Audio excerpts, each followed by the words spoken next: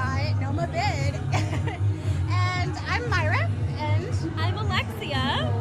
And we are Stitch Narratives presented by Wildside Media. And we're here with... Hi, I'm Laura Silverman. Oh, do you not need my last name? Anyway, hi. I am the founder of Booze Free in DC. Welcome! Oh, thank you. So happy to have you.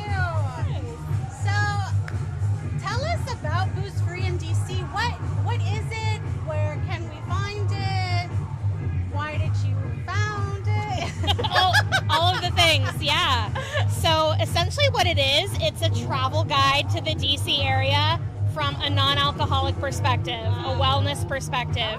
And I started it actually pre-pandemic, which is so crazy to think about because now there's such a focus on wellness and drinking less.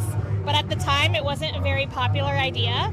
And I've been sober, I've been booze-free for 17 years. So long before it was cool, long before there were sober curious or mindful drinkers. And I was very uncool for a while. And so I've just been advocating so long for non-alcoholic options in hospitality.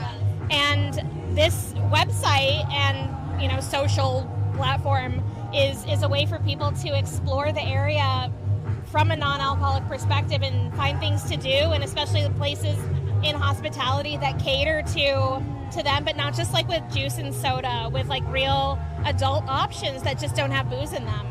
So Laura, I just want to say everything that you are doing is so cool. Thank you so much. I think what you do is so important for everyone, not just people that are suffering with usage, which is a whole community of people that need to be kept in mind, but also like sometimes, girl, I just need a mocktail instead of a cocktail because my body can only handle so much. Absolutely. And so what do you think about when you consider who you're going to include on your page? I did not hear you just then. Sure, that's okay. What do you think about when you consider what sorts of events you're going to include on your page? Okay, yeah. So it's not really event driven so much as it is like a resource hub. So if people want to find where they can buy non-alc beverages, whether it's like NA beer, wine, spirits, whatever, around town, and I say that around the DMV, this gives them like a directory of places. Also, there's brain fart. Now it's my turn. Also, there's a page that's called Zero Proof on the Menu, which is broken down by DC, Maryland, and Virginia, where people can find like adult non-alcoholic options on menus. And it's not totally up to date because there are places that are adding things every day. And for a while I had interviews with locals who are doing really cool things. You might know of LP O'Brien. She was the winner of Netflix Drink Masters. And she's very much an advocate for no and low. Wow. And one of the things that, and of course Gigi, the founder of Binge Bar, did you know that we have an alcohol-free bar on H Street? I did not know that. I do. Yes, please absolutely visit. So it's just so funny because today I was on a planning call for something really exciting that's happening in January. The wind is just like putting the hair in my face, in my mouth.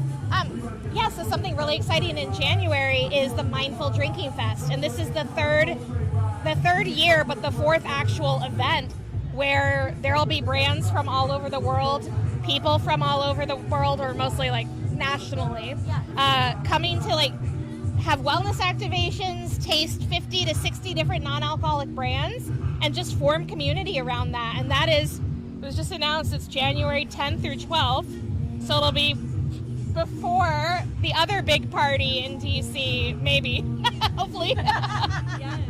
Yeah, fingers crossed. But I really have been watching, seeing how the non-alcoholic drinking industry has grown so much. And truly, it has become so popular now to, have elevated cocktails that don't have any alcohol in them. And it's something that is a priority to a lot of establishments, which I think is amazing. I have people in my life that they just don't drink alcohol just because they don't like the flavor, the taste. And they would always just like drink a Coke. Like, they would never feel comfortable or want to try a virgin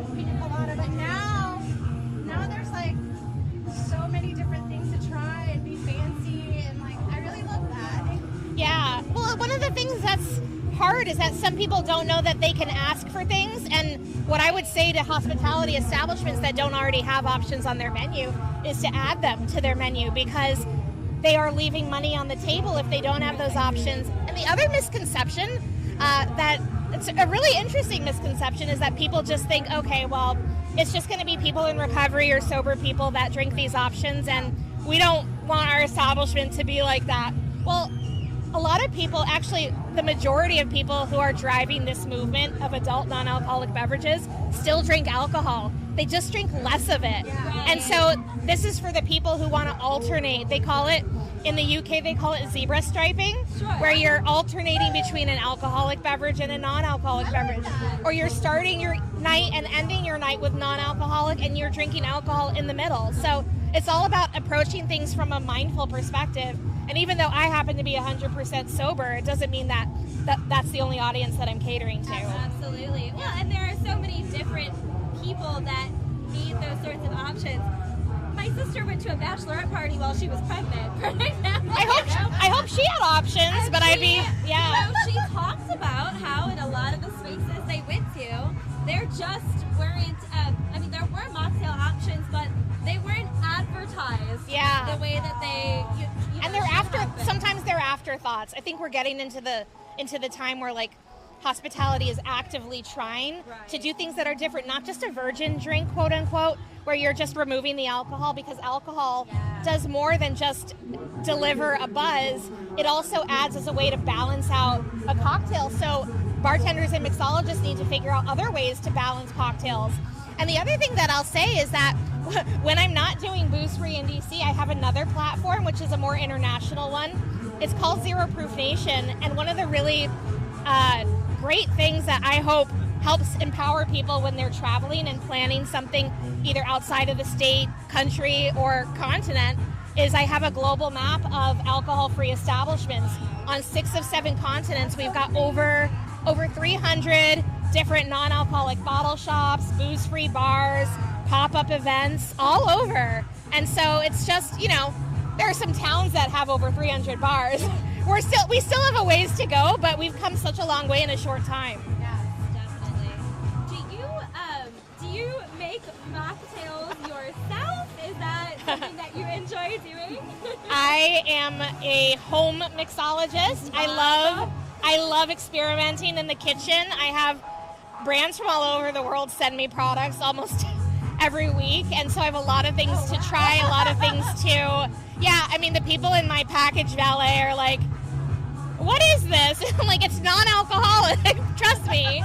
But I have like 5 different bar carts and a beverage fridge and a secret stash and a not secret stash, which when I started my content and I started putting this out there in the world, I didn't even own a bar cart because there just weren't any like spirits per se.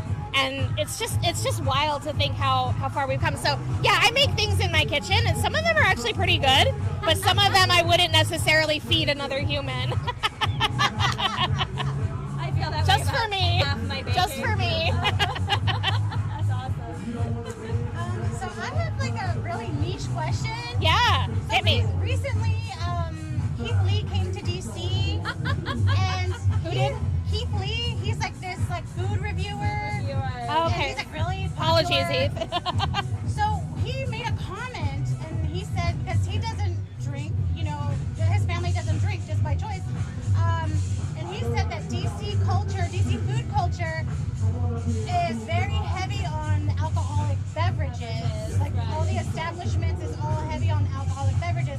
Would you say that's true, or would you say that's changed, or how would you describe it from your perspective? I would say that it has been a very much work hard, play hard kind of town. Definitely. Hospitality reflects the play hard, and there's nothing wrong with cocktail culture. There's a lot of great things that are happening in hospitality, but I would say in the past 4 years, there's a lot of people in our area who have been making it cooler to drink less. And big shout out to Derek Brown, who had Columbia Room, who's the author of Mindful Mixology, and he's part of the Mindful Drinking Fest. He's done a lot of great things. Gigi Arendide, Lauren Paler, O'Brien, and me. Yes, We're doing the thing. We're you. doing the thing. Yep. One last question. Yes. So, aside from Binge Bar, where else would you recommend someone go for a really great non-alcoholic beverage? Yes. Well, people can go to boostfreedc.com, go on the Zero Proof on the Menu section of my website, and find a place in DC, Maryland, or Virginia that has some great options. And if they want to shop for something at either a bottle shop near them or at grocery, there's also a list of places that they can buy. Beautiful. Thank you so much. Thank you for having me. What an honor.